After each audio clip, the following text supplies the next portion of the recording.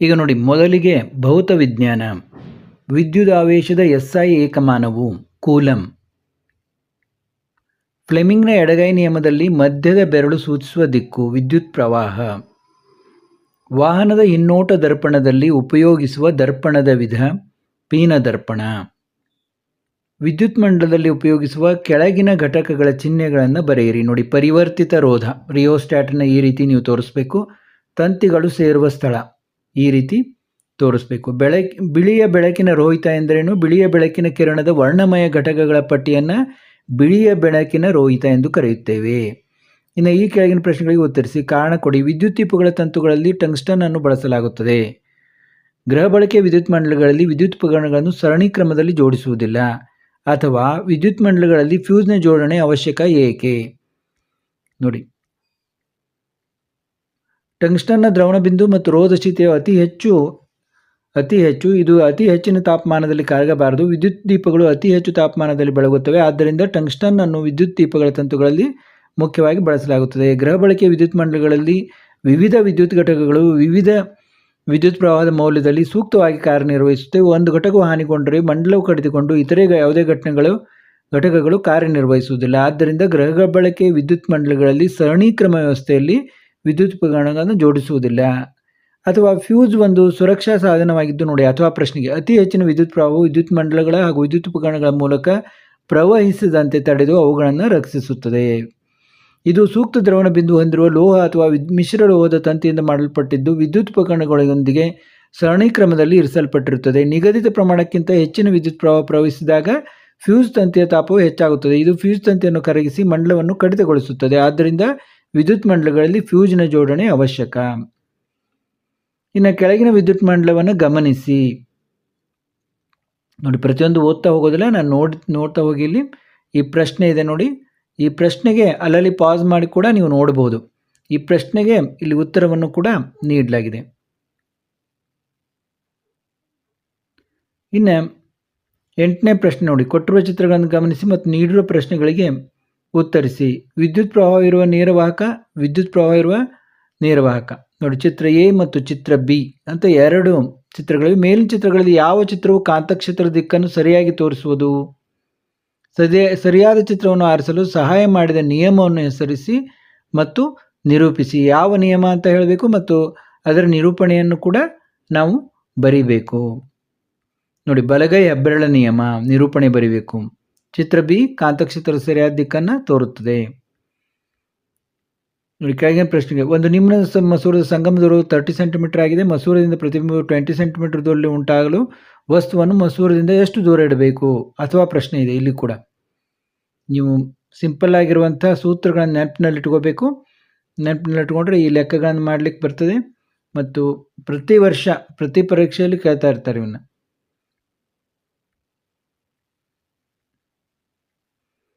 ಇನ್ನು ಮುಂದಿನ ಪ್ರಶ್ನೆ ನೋಡಿ.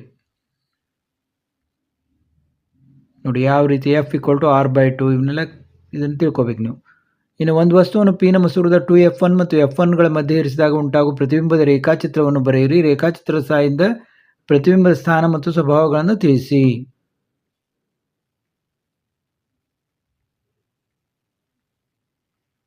ನೋಡಿ, ಶಕ್ತಿಯ ಉತ್ತಮ ಆಕಾರದ ಗುಣಲಕ್ಷಣಗಳು ಯಾವುವು? ಸೌರಕೋಶದ ಯಾವುದಾದ್ರೂ ಎರಡು ಉಪಯೋಗಗಳನ್ನು ಬರೆಯಿರಿ. ಅಥವಾ ನ್ಯೂಕ್ಲಿಯರ್ ಶಕ್ತಿಯ ಅನುಕೂಲ ಮತ್ತು ಅನನುಕೂಲಗಳೇನು?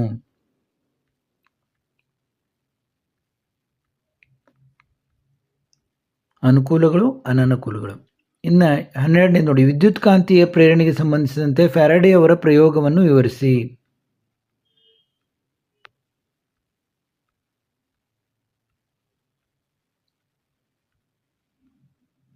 ದೂರದ ಮತ್ತು ಹತ್ತಿರದ ವಸ್ತುಗಳನ್ನು ನೋಡಲು ಕಣ್ಣು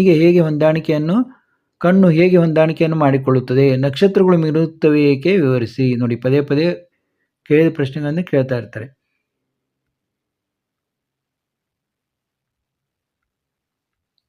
ನೋಡಿ, ರಸಾಯನ ಭಾಗದಲ್ಲಿ ಪ್ರಶ್ನೆಗಳು. 14ನೇದು, ನೀರಿನ ವಿದ್ಯುತ್ ಬಲ್ಬ್ನಲ್ಲಿ ಕ್ಯಾಥೋಡ್ ಮತ್ತು ಅನೋಡ್ಗಳಲ್ಲಿ ಬಿಡುಗಡೆಯಾಗುವ ಅನಿಲಗಳು ಮತ್ತು ಅವುಗಳ ಅನುಪಾತವು ಅನುಕ್ರಮವಾಗಿ. ನೀರಿನ ಶಾಶ್ವತ ಗಡುಸು ನಿವಾರಣೆಗೆ ಬಳಸುವ ಸಂಯುಕ್ತವೆಂದರೆ? ಕೆಳಗಿನವುಗಳಲ್ಲಿ ಮೆಂಡೆಲಿಯವರ ಧಾತುಗಳ ವರ್ಗೀಕರಣದ ಒಂದು ಮಿತಿ ಎಂದರೆ?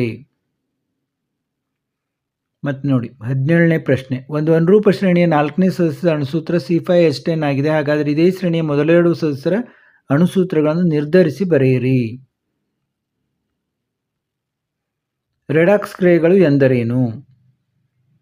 ನೋಡಿ, ಬೀಕರ್ ಎ ಮತ್ತು ಬೀಕರ್ ಬಿಗಳು 250 ml ನೀರನ್ನು ತೆಗೆದುಕೊಂಡಿದೆ. ಬೀಕರ್ ಎಗೆ 5 ಗ್ರಾಮ್ನಷ್ಟು ಸೋಡಿಯಂ ಲೋಹವನ್ನು, ಬೀಕರ್ ಪಿಗೆ 5 ಗ್ರಾಮ್ನಷ್ಟು ಕ್ಯಾಲ್ಸಿಯಂ ಲೋಹವನ್ನು ಸೇರಿಸಿದೆ. ಇಲ್ಲಿ ಗಮನಿಸುವ ವೀಕ್ಷಣೆಗಳಿಗೆ ಕಾರಣಗಳೇನು ಅಂತ ಕೇಳಿದ್ದಾರೆ. ನೋಡಿ, ಬೀಕರ್ ಎನಲ್ಲಿ ಏನಾಗ್ತದೆ, ಬಿನಲ್ಲಿ ಏನಾಗ್ತದೆ. ಇನ್ನು 9th ನೋಡಿ, ಈ ಕೆಳಗಿನ ಪ್ರಶ್ನೆಗಳಿಗೆ ಉತ್ತರಿಸಿ. ತಾಮ್ರ ಶುದ್ಧೀಕರಣದಲ್ಲಿ ಬಳಸುವ ಉಪಕರಣಗಳ ಜೋಡಣೆಯನ್ನು ತೋರಿಸುವ ಚಿತ್ರವನ್ನು ಬರೆದು ಧನಾಗ್ರ ಮಡ್ಡಿಯನ್ನು ಗುರುತಿಸಿ. ನೋಡಿ, ಇವೆಲ್ಲ ತುಂಬ ಇಂಪಾರ್ಟೆಂಟು, ಪದೇ ಪದೇ ಕೇಳ್ತಾರೆ.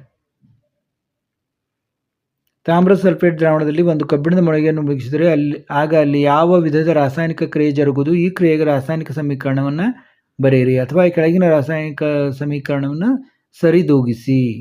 ನೋಡಿ, ಸಮೀಕರಣ ಸರಿದೂಗಿಸೋದು ಕೆಳಗೆ ಕೇಳ್ತಾರೆ. ಸಿಂಪಲ್ ಆಗಿರ್ತವೆ, ಒಂದಿಷ್ಟು ಫಿಕ್ಸ್ ಇರ್ತವೆ, ಅವನ್ನಷ್ಟು ನೀವು ರೂಢ ಮಾಡ್ಕೋಬೇಕು. ಇನ್ನು ಸಾರರಿತ ಸಲ್ಫ್ಯೂರಿಕ್ ಆಮ್ಲದೊಂದಿಗೆ ಸತುವಿನ ಚೂರುಗಳ ಒಳತನೆ ಮತ್ತು ಒಸುವಿಕೆ ಮೂಲಕ ಹೈಡ್ರೋಜನ್ ಇಲ್ಲದ ಪರೀಕ್ಷೆ ಮಾಡುವ ಉಪಕರಣಗಳ ಜೋಡಣೆ ಚಿತ್ರವನ್ನು ಬರೆದು ಹೈಡ್ರೋಜನ್ ಇಲ್ಲದ ಗುಳ್ಳೆಗಳನ್ನು, ಇದು ಫಿಕ್ಸ್ ಇರ್ತದೆ, ಬಹಳಷ್ಟು ಸಾರಿ ಕೇಳ್ತಾರೆ ಇದನ್ನು.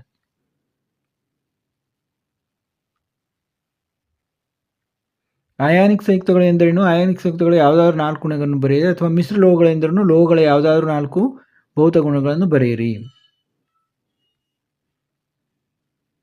ನೋಡಿ, ಅಥವಾ ಪ್ರಶ್ನೆ ಉತ್ತರನೂ ಇದೆ.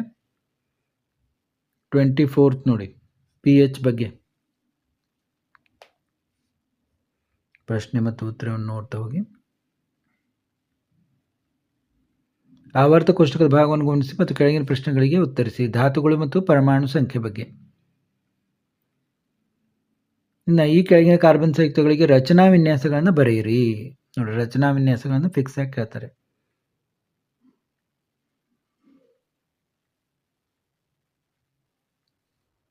ಇನ್ನು ನೋಡಿ, ಭಾಗ ಸಿ ಯಲ್ಲಿ ಜೀವವಿಜ್ಞಾನದ ಪ್ರಶ್ನೆಗಳು. ಮೇದೋಜೈವಿಕ ಗ್ರಂಥಿಕೆಯಿಂದ ಸ್ರವಿಕೆಯಾಗುವ ಹಾರ್ಮೋನು ರಕ್ತದಲ್ಲಿನ ಸಕ್ಕರೆ ಮಟ್ಟವನ್ನು ನಿಯಂತ್ರಿಸುತ್ತದೆ. ಸಸ್ಯಗಳಲ್ಲಿ ಶೋಷಣೆ ಒತ್ತಡದ ಅಗತ್ಯವೆಂದರೆ ನೀರನ್ನು ಎತ್ತರದ ಭಾಗಗಳಿಗೆ ತೆಗೆದುಕೊಂಡು ಹೋಗಲು. ಪ್ರಾಣಿಗಳಲ್ಲಿ ಪರಾವರ್ತಿತ ಚಾಪಗಳು ಶೀಘ್ರ ಪ್ರತಿಕ್ರಿಯೆಗಳನ್ನು ನೀಡಲು ಹೆಚ್ಚು ಪರಿಣಾಮಕಾರಿಯಾಗಿವೆ. ಈ ಹೇಳಿಕೆಯನ್ನು ಸಮರ್ಥಿಸಿ. ತೆರೆದ ಪತ್ರದ ಚಿತ್ರವನ್ನು ಬರೆದು ಕಾವಲು ಜೀವಕೋಶಗಳನ್ನು ಗುರುತಿಸಿ. ನೋಡಿ, ಬಹಳಷ್ಟು ಸಾರಿ ಕೇಳ್ತಾರೆ. ಕೇಸರ ಮಾತ್ರ ಹೊಂದಿರುವ ಹೂವುಗಳಲ್ಲಿ ಸ್ವಕೀಯ ಪರಾಗಸ್ಪರ್ಶ ಸಾಧ್ಯವೇ? ನಿಮ್ಮ ಉತ್ತರವನ್ನು ಸ್ಪಷ್ಟಪಡಿಸಿ. ಒಬ್ಬ ವ್ಯಕ್ತಿಯ ದೇಹವು ವ್ಯಾಯಾಮಗಳಿಂದಾಗಿ ಗಾತ್ರದಲ್ಲಿ ಬದಲಾಗಿದೆ. ಈ ಬದಲಾವಣೆಯನ್ನು ಮುಂದಿನ ಸಂತತಿಯಲ್ಲಿ ಕಾಣಬಹುದೇ? ನಿಮ್ಮ ಉತ್ತರವನ್ನು ಕಾರಣದೊಂದಿಗೆ ತಿಳಿಸಿ. ಕೊಟ್ಟಿರುವ ಆಹಾರ ಸರಪಳಿಯನ್ನು ಗಮನಿಸಿ, ಕೆಳಗಿನ ಪ್ರಶ್ನೆಗಳಿಗೆ ಉತ್ತರಿಸಿ.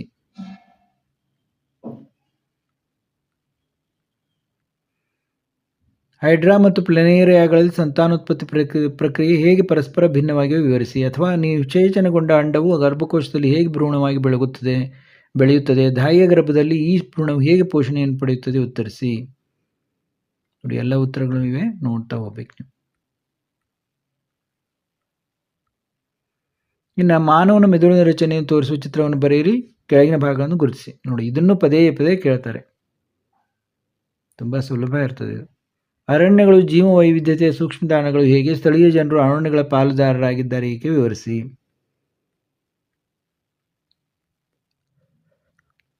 ಪ್ರಭೇದೀಕರಣ ಎಂದರೇನು? ಪ್ರಭೇದೀಕರಣಕ್ಕೆ ಕಾರಣವಾದ ಅಂಶಗಳನ್ನು ಪಟ್ಟಿ ಮಾಡಿ. ಪಳೆಯುಳಿಕೆಗಳು ಎಂದರೇನು? ಪಳೆಯುಳಿಕೆಯ ಕಾಲ ನಿರ್ಣಯ ವಿಧಾನಗಳನ್ನು ತಿಳಿಸಿ. ಅಥವಾ ಮೆಂಡಲರ್ ಅವರ ಪ್ರಕಾರ ಪ್ರಬಲ ಗುಣಗಳು ಮತ್ತು ದುರ್ಬಲ ಗುಣಗಳೆಂದರೇನು? ದ್ವಿತಳೀಕರಣ ಎಂದರೇನು? ಮೆಂಡಲರ ದ್ವಿತಳೀಕರಣದ ಪ್ರಯೋಗದ F2 ಪೀಳಿಗೆಯಲ್ಲಿ ದೊರೆತ ಸಸ್ಯ ವಿಧಗಳ ಅನುಪಾತಗಳೇನು?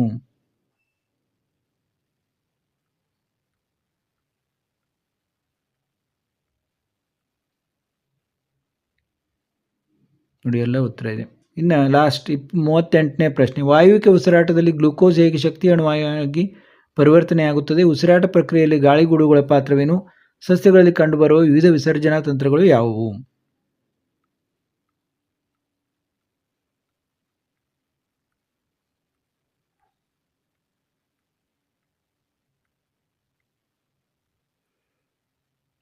ನೋಡಿ, ಈಗ ವಿಜ್ಞಾನ ವಿಷಯದ 2 ಪತ್ರಿಕೆಗಳನ್ನು ನಾವು ನೋಡಿದೆವು. ಇದೇ ರೀತಿ 3ನೇ ಪತ್ರಿಕೆಯನ್ನು ಕೂಡ ನೋಡೋಣ, ಮತ್ತೆ ಭೇಟಿಯಾಗೋಣ.